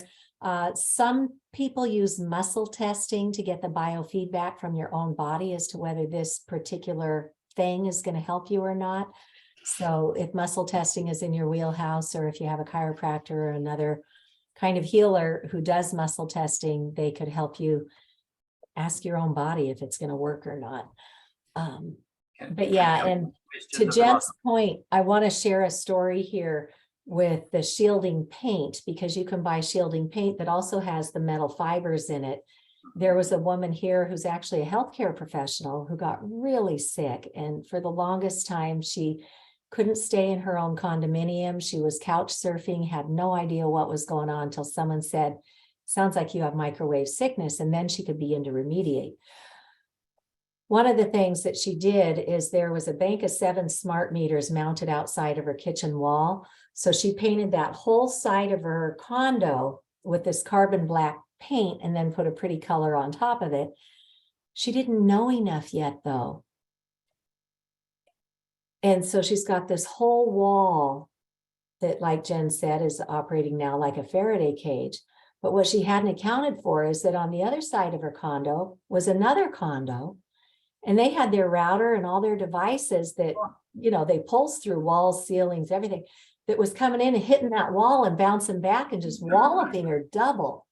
So if you're going to do anything with like paint, I would highly recommend you contract with a building biologist or an EMR specialist who can really do it for you properly, because you don't want to get yourself into worse trouble. Cece, can we ask a question? We've heard about behind your electrical board that you should put metal so that it doesn't, any frequencies are not going into the room next door to your metal board. Some people have recommended new metal. Other people have suggested copper wiring. Have you got any thoughts on that? That's beyond me. Jen, do you have any experience with that? My only experience is when we lived in Connecticut, which is where we lived when I first got sick. We had a smart meter that was close to our bedroom, both my son's bedroom and my husband in my bedroom. So someone had mentioned to just go to Home Depot and buy like a metal sheet and put that on the side of the wall that would be radiating toward our bedrooms. And I did find that extremely helpful. Because I went through a period of just really not being able to sleep for months. Mm-hmm. So I found that my sleep patterns were slightly better when we did that. So, you know, I didn't have a meter back then. But just based on how I felt a slight, more than a slight improvement. Good, So yeah. I think sometimes the simple solutions are helpful. You know, like I said, the fabric, you know, it's very cheap. It's an option where you don't have to go and spend thousands of dollars. Trust me, I've done that and not everything works. So I would say start simple. You know, I think being able to test it too, even just getting an entry-level meter is really helpful, because I'm a firm believer, after spending so much money on so many devices, if I can test it and I see a before and after, and there's a reduction and my meter is telling me that it's working, right? Mm-hmm. So We're all so different. Yeah. We're all very different. I've had a hoodie, I've had pants, I've had everything. If I make myself a Faraday cage and I go into Costco, oh my goodness, I'm terrible. So it just, as Cece says, we're all so different, and I won't do that anymore. Mm-hmm. Exactly. Do you folks shield the cables? Like, we've got a wired mouse, we've got a wired keyboard, and then we've got a 12 gauge wire running from our study to our kitchen. Do you shield those wires? Some people have suggested ferrite clamps and things like that. Have you found that they work at all? Jen, do you want to take that one? So I can talk from a building code perspective that here in the United States, all of our commercial buildings have to use shielded Ethernet cables, which just means there's a foil liner inside the plastic casing. Right. And that keeps another form of man-made energy from permeating into the room. That's what we would call dirty electricity. And it can go through the wall like 6 to 8 feet in your living area. So for people who become electromagnetically sensitive, some people do need to shield from that too. So depending on what your level of sensitivity may be, you may need to go those extra steps to wrap things in some sort of a shielding, way, if you find that that's what helps you. Thank you Also, very I much. know that the shielding cables are quite affordable, and they come in all sorts of sizes, depending on how long you need. And the slides that we'll be sending out tomorrow have live links that you can actually click on, and that will take you sort of a deeper dive on that information. But my husband was way back when sort of had an engineering background, and he would sort of do some things with alternative energy. And he said back then what they did to sort of lower the levels on the cables where they wrapped it in tinfoil. So I Yes. think something as simple as that, just, as again, sort of an entry level, how to reduce without spending a lot of money. Yeah. Just even something as simple as wrapping it in foil. Mhm. Very good. And I just saw, I think it was Vivian who just asked, where can she learn more about EMF effects and mold toxicity? I highly recommend you go to the EMF Medical Conference. The public can attend for $39, and you can license those videos for a couple of years. And at your own pace, you can just sit there. I went through, I think, 3 pens taking mad notes during that whole conference. I learned so much. So yeah, the public is more than welcome to go, and please invite others, and you can share those videos. So if you're watching it and you want to have a watch party with your loved ones in the licensing, you are welcome to do that. So yeah, so Okay, hope great. that helps. I'm just gonna make sure we have some more questions that rolled in Okay. here. So Vivian was expanding on, maybe I misunderstood a little bit, but she was asking as far as antenna search, how to compare a house that has many towers and antennas at least 1 mile away versus a house that has fewer installations but closer, like a half mile or less. You just have to measure. You have to get a meter and walk outside and see what the exposures are. Yeah. Let me see here. Vivian also asked, where can I learn more about EMF impact on people who have mold or mycotoxin sensitivity? Sorry, I think jumped you- down on that one. you just did that. Medical Conference. Okay, great. It's almost like you knew. It just popped up and I read it. I'm sorry. And I think that's all we have in the chat Okay. here, unless I may have missed something, which forgive me if I did. But if anyone has any questions, feel free to take yourself off mute. We're happy to have a little live Q&A session here with you all. I know we've kept you for a long time, but it's valuable information, and I think you'll be thinking about it for a while. And hopefully you'll find that these simple changes that you can make are going to be very, very helpful in the long term. Yeah, So and we know it's a lot of information, so that's why we're doing it twice a month now. Come back as often as you want. As you start taking your baby steps, if you hit a wall, well, hopefully you won't hit a wall, but feel free to come back as many times as you want, and then you'll get the confidence to start speaking to other people about it. And but I will tell you, the easiest way to engage others in this conversation is ask if they have an iPhone. And as soon as you drill down and show them that legal fine print, you just went from tinfoil hat conspiracy theorist to, oh my gosh, really? And that's where you are able to have more of an open mind with people to learn about this. So I actually have a question, if you don't mind. sure, Jennifer. About that RF, because do you know when that was actually added into the phones? Because I look in the legals every once in a while, and I didn't think that they had that particular one very long. I think it's been there all along. It just might Has have been it in really? different places. Yeah, that's how they cover their legal backside. So I was just curious about that. Yeah, it's And crazy. then the one other question is, are there any class action lawsuits? I know, when you talk about like all the legal and all the amazing stuff that's Mhm. going on, but I'm just wondering if anybody has thought or gone sort of being sick from it and taken that action against the telecoms. Yeah, there have been family after family joined that brain tumor lawsuit. It just grew over the years. There have been class action lawsuits, I think, up in Canada for the hydro with the smart meters and stuff. So yeah, if you go out to Massachusetts for Safe Technology, and you look at our resources page, I've got a whole page on Mhm. legal and you can pound around there, but yeah. Are you a lawyer? Can you come help? Well, I'm actually in the industry. Are you?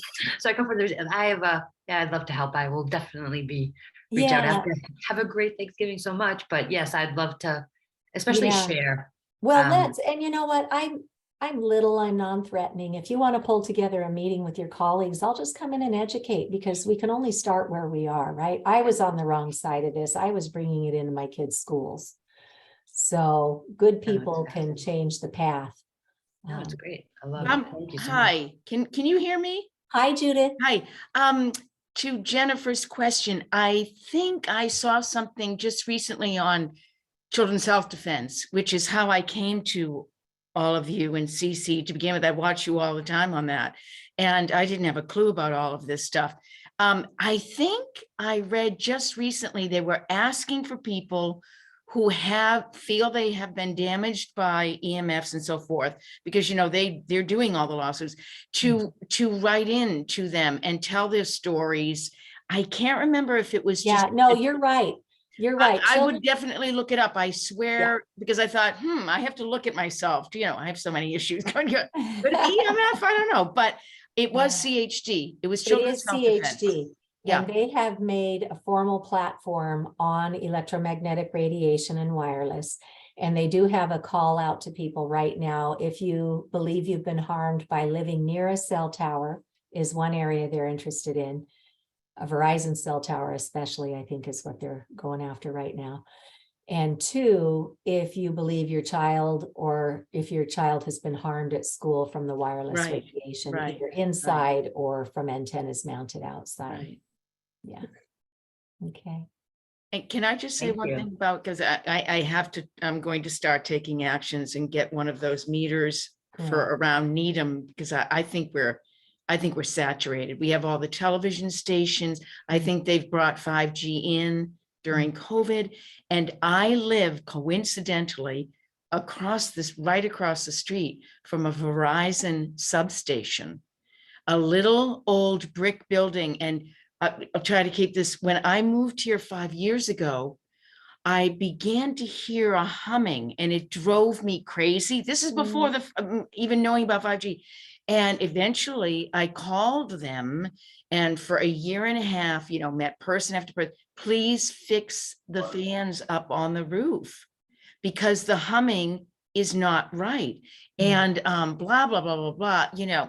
They put up some stuff. I had the town come and do a sound thing, which was a joke. Joke. And they really, they were just so, I am not worthy to Verizon, because of course, it's a business and so forth. And, with promises of, well, you'll only hear the humming during the summer because it's hot, and those are the fans that have to keep everything in that little building cool. And when it's been now 3 more years, it's so loud now. It's freezing here in Needham. It's so loud. I can hear it 2 blocks away when I'm walking to the store. So well, you know what, Judith, I would really encourage you to start working with your neighbors, because as you've seen, one voice is very easily swept under the rug. But once you get a good core group of people, then you've got the power. I did think, I'm not a homeowner. I live in a refurbished school, but I thought, I think in the streets around, I could do a flyer and just say, Yes. dear And neighbors, there are anyone flyers. else? Yeah. And then I'm going to get that meter, and, I'm going to start with the big, I Good. really do. I'm going to call our senator and say, look at, Yeah. something. Yeah, reach out. I've met with a lot of the senators in Massachusetts, so reach out through email, and maybe you and I can set up a meeting and Yeah, strategize. yeah. Okay, That's thank you great. for Thank listening. you. I'm and glad thank you've you for already all been you speaking do. up. Yeah. You're welcome. All right, any other questions? Uneducate them, which is. Okay, guys, it's the season finale of Dancing with the Stars. I gotta go. Do you really watch that? It's my happy place, I'm telling you. Have you watched it since the beginning? Have you Yep. watched, you have since the first season? Because my brother was one of the stars on the first season, Who? Joe McIntyre. And what is his fame? Oh, he was one of the new kids on the block. Oh my goodness. Joey. Joey Mack. He was So- on that first season of Dancing on the Stars. Do you believe it? It's been like, Oh, that's 25 years now. My crush, fantastic. Yeah. that's amazing. Judy, do you know any of the Fantastic. Swansons? do I know what? Do you know any of the Swansons in Massachusetts? The They're what? good. The Swansons, Oh, why would they connected to? they were friends with the McIntyres. That's my family. Thank you so much, Swansons? listen, Happy Oh, listen, Thanksgiving, bye-bye. everyone. Thank Thank you. you. Another Jennifer- conversation. Jennifer, well, or stay on. I mean, do you have to say goodbye and stuff? I have to say Yeah. goodbye. Okay, but thank Thanks you so everybody much, for joining us. Cece. Jen, you can probably stop the recording. Yeah.